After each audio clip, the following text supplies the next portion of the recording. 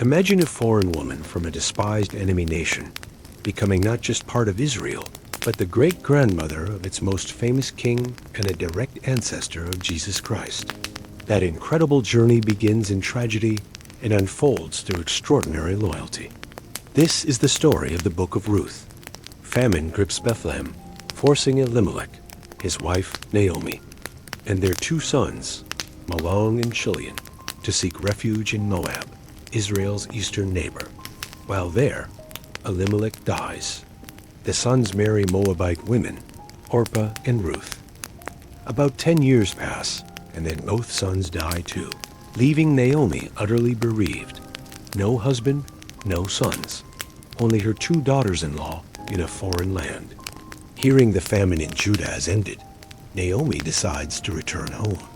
She urges Orpah and Ruth to stay in Moab with their families, find new husbands, and rebuild their lives. Orpah, weeping, eventually kisses Naomi goodbye and returns to her people. Ruth, however, clings fiercely to Naomi. In one of the most powerful declarations of loyalty ever recorded, Ruth says, "Do not urge me to leave you or to return from following you. For where you go, I will go, and where you lodge. Your people shall be my people, and your God my God. Where you die, will die, and there will I be buried. May the Lord do so to me, and more also, if anything but death parts me from you." Seeing Ruth's unwavering resolve, Naomi stops arguing. The two women arrive in Bethlehem at the beginning of the barley harvest.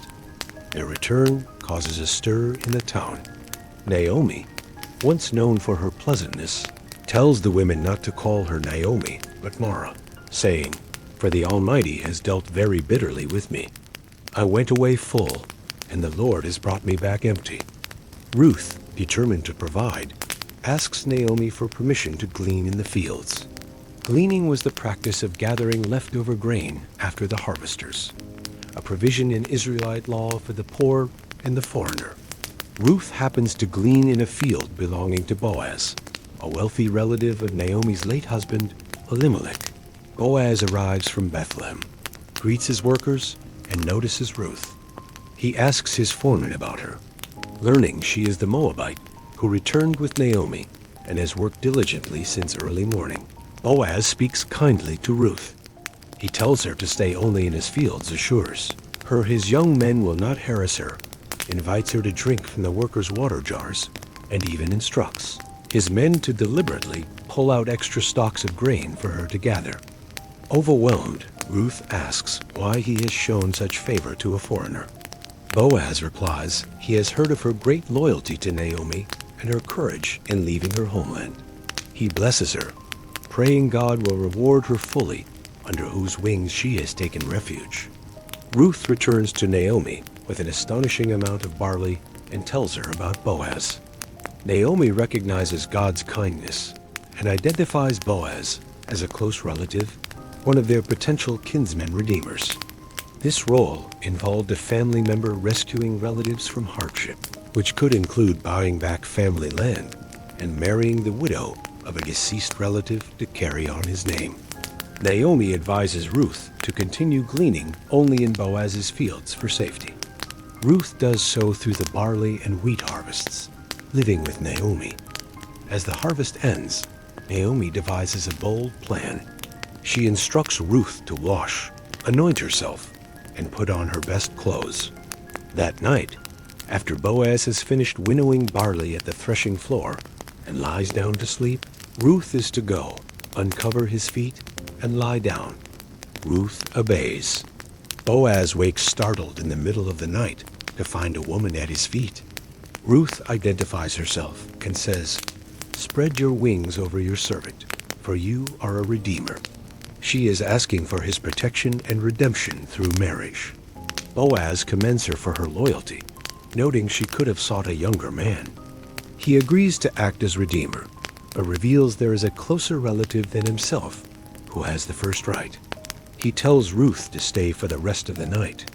Before dawn, Boaz fills her cloak with a large measure of barley to take to Naomi, assuring her he will settle the matter that very day. Boaz goes to the town gate, the place of legal transactions. He waits for the closer relative to pass by and calls him over, along with 10 elders as witnesses.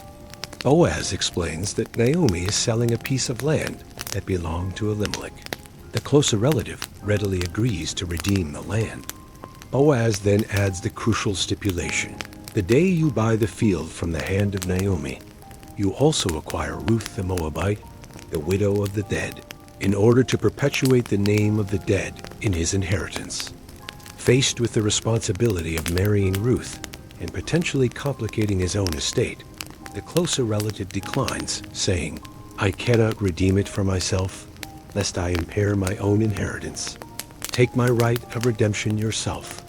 He publicly transfers the right to Boaz by the symbolic act of removing his sandal.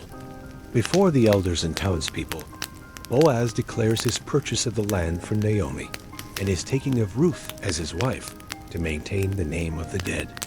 The elders and witnesses bless the union, praying for Ruth to be like Rachel and Leah, who built Israel, and for Boaz's house to prosper like Perez, born of Tamar and Judah. Boaz marries Ruth. The Lord enables her to conceive, and she bears a son. The women of Bethlehem rejoice with Naomi, declaring, "Blessed be the Lord, who has not left you this day without a redeemer, and may his name be renowned in Israel. He shall be to you a restorer of life and a nourisher of your old age. For your daughter-in-law who loves you, who is more to you than 7 sons, has given birth to him." Naomi takes the child, Obed, and holds him in her arms. The book concludes with a simple genealogy. Obed becomes the father of Jesse, and Jesse the father of David, the future king of Israel. The book of Ruth, set in the turbulent times of the Judges, shines as a beacon of God's faithfulness, working through human loyalty and kindness. It demonstrates that God's redemptive plan transcends ethnic boundaries, welcoming the faithful regardless of origin. Ruth's radical commitment to Naomi and to Israel's God, and Boaz's integrity in fulfilling his role as kinsman-redeemer, embody the profound Hebrew concept of hesed, steadfast, covenant love, and loyalty. Their ordinary faithfulness in difficult circumstances, marked by selflessness, diligence, and integrity, becomes the vessel for extraordinary blessing.